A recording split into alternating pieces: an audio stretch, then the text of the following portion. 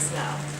And one of the aspects of the EABH that I most admire is the way in which the practical, the pragmatic, which is what we're talking about today, is combined with the intellectual aspects, looking at the financial and business history. I think the combination of the two is very powerful and demonstrated a lot of foresight when the EABH was set up. And so it's a marvelous and unique organization from that standpoint.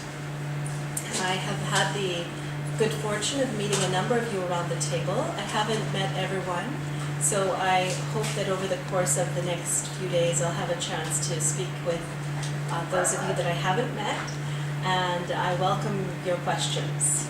And I'd be happy to talk about this research that I've done, as well as some of the other things that I'm researching as well. So today's talk is going to focus on a particular aspect of my research that ties in very nicely with what Maria was talking about just now. And so to put the research that I'm going to speak about in context, when we talk about, yes, instead of thank you, yes, better? Oh, Much better? yes. Oh, excellent, okay.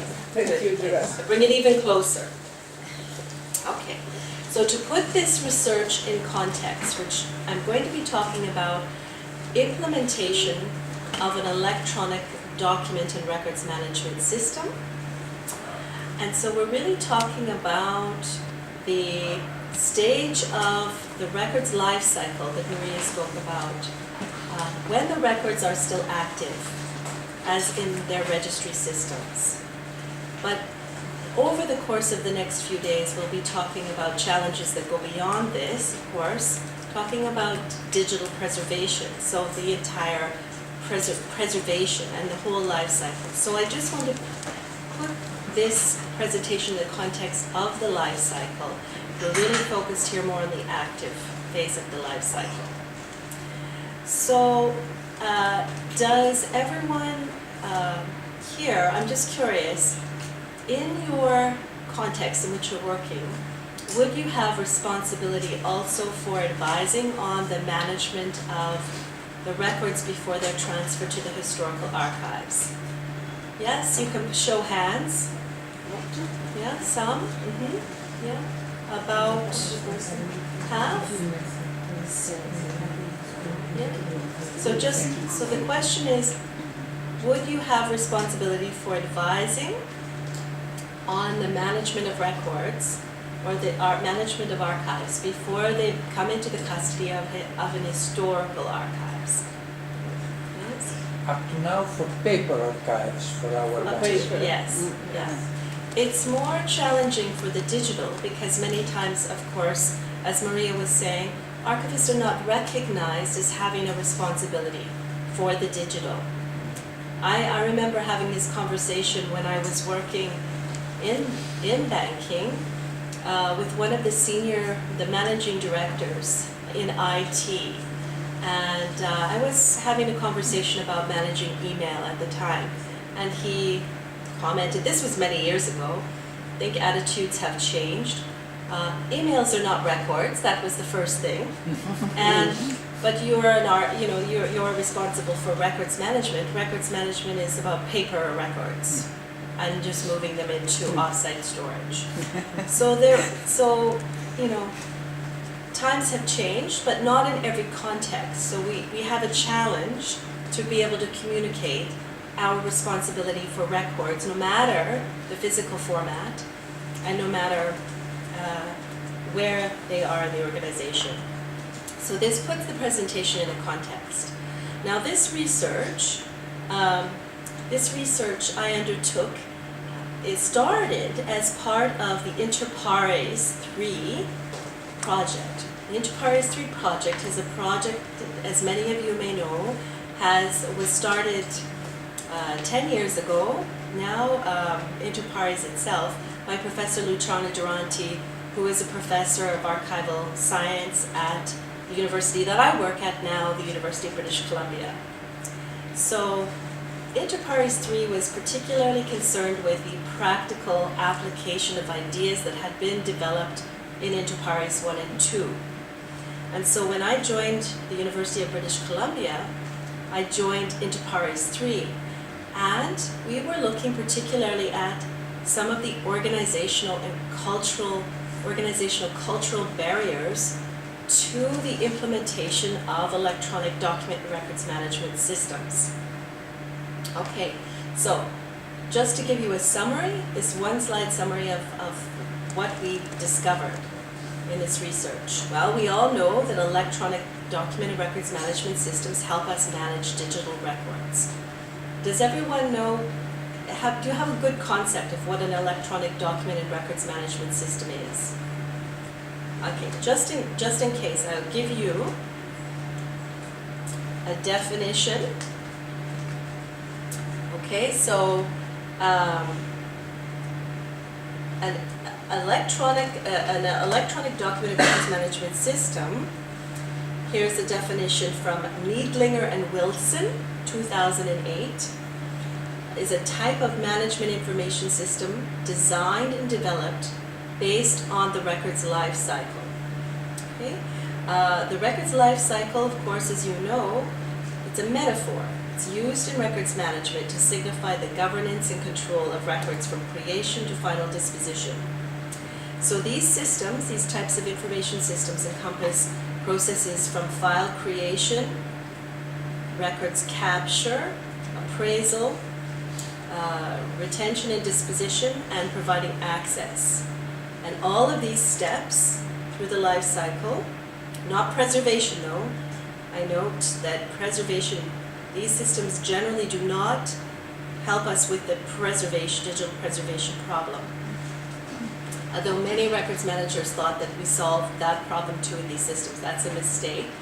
So all of these steps are monitored and tracked by the electronic document and records management system to ensure trustworthiness, the authenticity that Maria spoke about, and availability of records as evidence of business activities. Okay, so that's how I'm drawing on this definition to define electronic document and records management system. Okay, any questions about these systems? One thing I should say as well, okay, generally speaking, such systems have been applied to the management of what is called typically unstructured records or unstructured content. So you'll hear these terms quite a lot. People make a distinction between structured, being the kinds of records that are generated by transactional systems, often large databases. So in a financial context, these would be the kinds of systems that are used for executing financial transactions of different sorts, settlements, confirmation systems. These are the kinds of big transactional systems we often find in our financial institutions.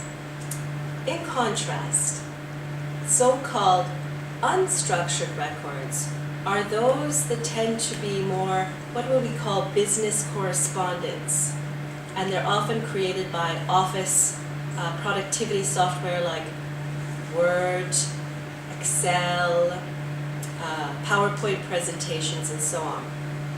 Now, I say so-called unstructured because, of course, anyone who has studied diplomatics, which is the science of the diploma, and of course, was invented here, maybe not in Venice per se, but in Italy. I learned this a long time ago from Professor Duranti. Every record has structure. It's just in the so-called unstructured record, the structure has to do with how particular elements are arranged in the document itself, rather than having the structure separated out into different tables. Okay, so that's how the IT world looks at these records, though. But you see, as archivists, we understand that all records have structure. That's very powerful.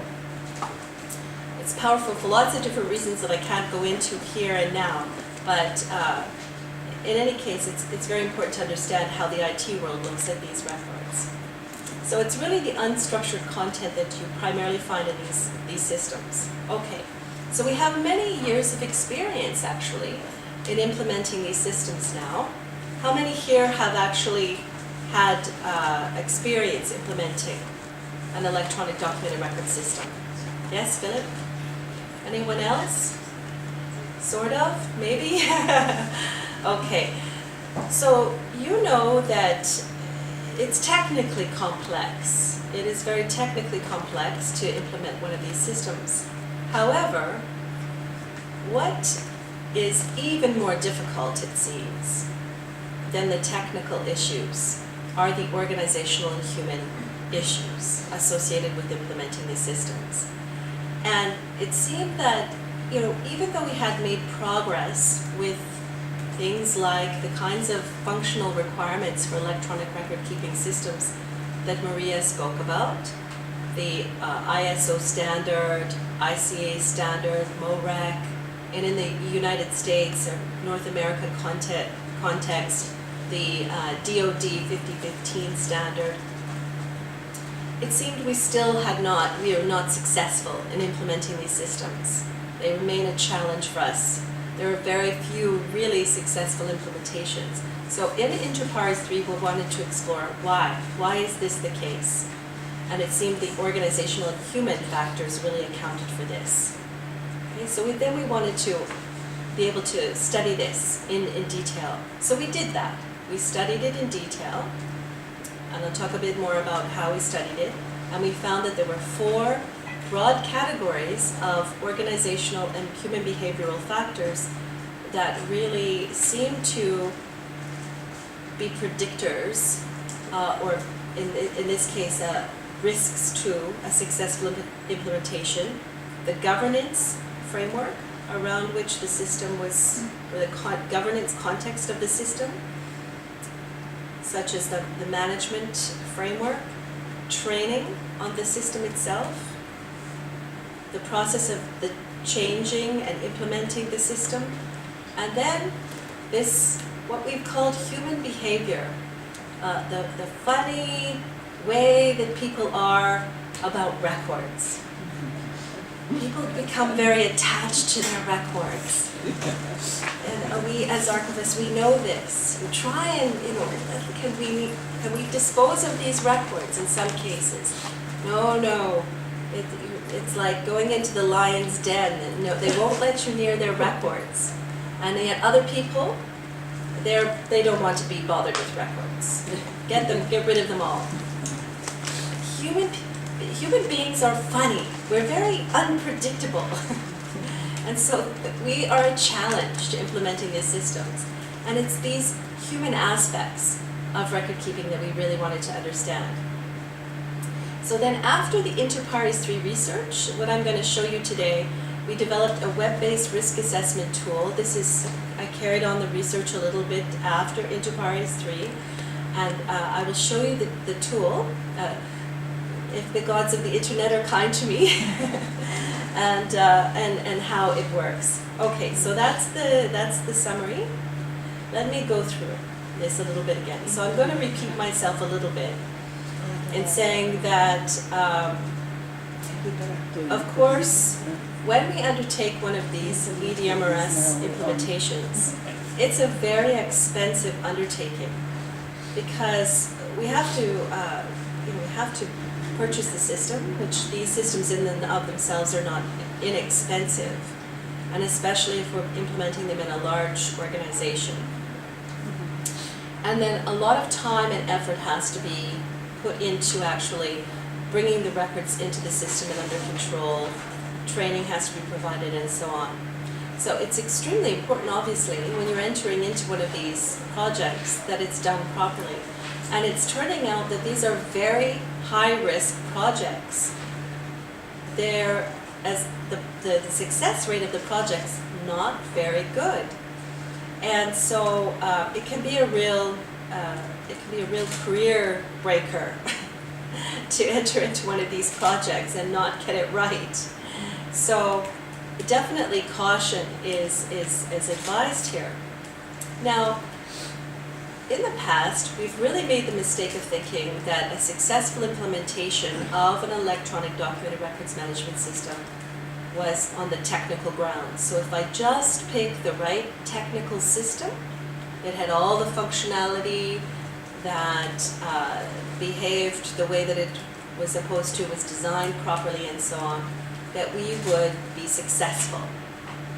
But as I mentioned before, no. The research was showing that even though we were acquiring systems that had all of the met to functional requirements, that had been actually tested and found to be certified against these requirements, that even when we selected those systems, we were still not achieving success. So I don't know if you know Professor MacLeod at the University of Northumbria, Julie MacLeod. She and her research associates have been undertaking a study, the AC plus ERM study, and you can read their research in Archival Science. She and her team have also identified that people issues, they say, are predominant, fundamental, and challenging, because they concern things like culture, philosophical attitudes, unawareness of records management ERM systems. So there's a growing number of voices in the records management and archival community that recognize, okay, we've done a lot, we've made a lot of progress on the technical side of things with the functional requirements like MOREC and DoD 5015, ICA, etc., etc. It's not perfect, but we have made progress, but we are still not making progress on the organizational and human issues. Okay, so the research was really about, well, how can we fix that? So the research question is, what are the organizational culture and human behavioral risk factors associated with implementing an electronic document records management system? We ask this question so that when we have these projects to implement, we can look for these factors that could be barriers to a successful project. Okay, so this is to help you. If you're thinking about one of these projects or you're advising within your organization on one of these projects, you have the technical side to think about, but you have to think about the human side and the organizational cultural side as well. Okay, so I mentioned that the early literature